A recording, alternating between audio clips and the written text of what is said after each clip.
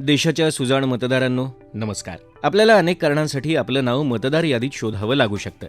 जसं की आपण मतदार नोंदणी केली आहे पण यादीत नाव आलं आहे की नाही, मतदार यादीतला आपला तपशील बरोबर आहे का, आणि जर त्यात सुधारणा केल्या असतील तर त्या झाल्यात का, आपला मतदारसंघ आणि मतदान केंद्र नेमकं कोणतं आहे, या आणि अशा अनेक प्रश्नांची उत्तरं समजून घ्यायची असतील तर त्यासाठी आपल्याला वेळोवेळी मतदार यादीतलं आपलं नाव तपासून घ्यावं लागतं.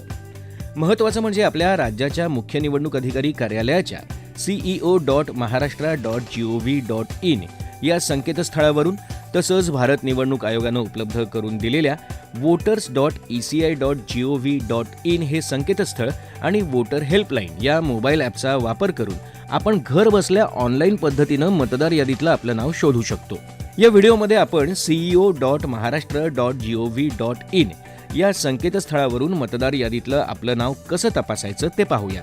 त्यासाठी या संकेतस्थळावर 2 पर्याय दिलेत. पहिला म्हणजे मुख्य पानावरच्या वोटर सर्व्हिसेस या टॅबमधल्या search name in voter list या नावानं, आणि दुसरा म्हणजे मुख्य पानावरच वोटर नेम सर्च या नावानं. तुम्ही कोणत्याही पर्यायावर क्लिक करा. मग आपल्यासमोर एक नवं पान येतं. इथे आपल्याला आपलं नाव किंवा मतदार ओळखपत्राच्या आधारे मतदार यादीतलं नाव शोधण्याचे पर्याय दिसतात. सुरुवातीला आपण नावाच्या आधारे शोधूयात. त्यासाठी नेम वाईज हा पर्याय चिन्हांकित करा. मग नव्यानं आलेल्या जिल्हा किंवा विधानसभा क्षेत्र यामधनं कोणताही एक पर्याय निवडा. आपण इथे जिल्हा हा पर्याय निवडूया. त्यानंतर आणखी तपशील देण्याचे पर्याय दिसतात.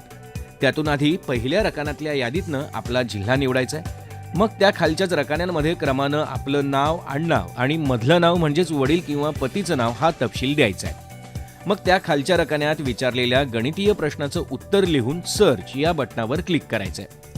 याच पद्धतीनं समजा आपण आपलं नाव शोधण्यासाठी विधानसभा क्षेत्राचा पर्याय निवडला तर आपल्याला आधी दिलेल्या यादीतनं आपला जिल्हा आणि मग त्या खालच्या रकान्यातल्या यादीतून आपलं विधानसभा क्षेत्र निवडावं लागतं.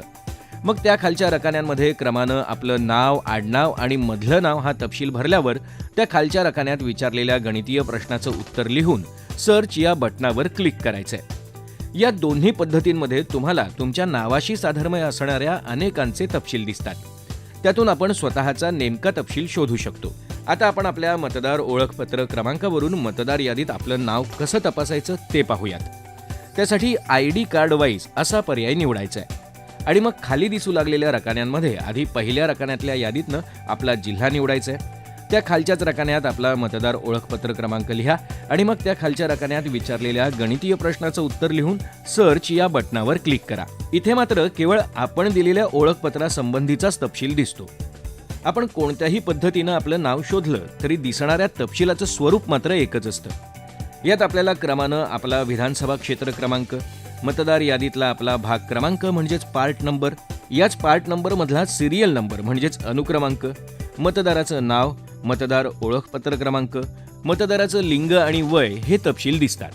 याच तपशिलाच्या बाजूला तुम्हाला पोलिंग स्टेशन ॲड्रेस म्हणजेच आपल्या मतदान केंद्राचा पत्ता आणि फॅमिली म्हणजेच त्याच मतदार यादीत आपल्यासोबतच आपल्या कुटुंबातल्या ज्या सदस्यांचा तपशील आहे ते पाहण्याचा देखील पर्याय दिसतो. त्यानुसार तुम्ही पोलिंग स्टेशन ॲड्रेसला क्लिक केलं की तुम्हाला तुमच्या मतदान केंद्राचा पत्ता पाहता येतो. आणि फॅमिली या पर्यायावर क्लिक केलं की याच मतदार यादीत आपल्या सोबतच आपल्या कुटुंबातले कोणते सदस्य आहेत तेही पाहता येईल.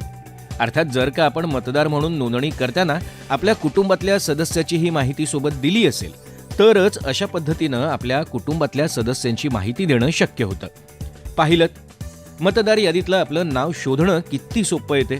लक्षात घ्या, आपला मताधिकार सुनिश्चित करण्यासाठीही वेळोवेळी मतदार यादीत आपलं नाव तपासत राहणं गरजेचं असतं. तेव्हा टाळाटाळ करू नका आणि या सेवेचा लाभ घ्या. इतकंच. मुख्य निवडणूक अधिकारी महाराष्ट्र राज्य यांच्यातर्फे जनहितार्थ प्रसारित.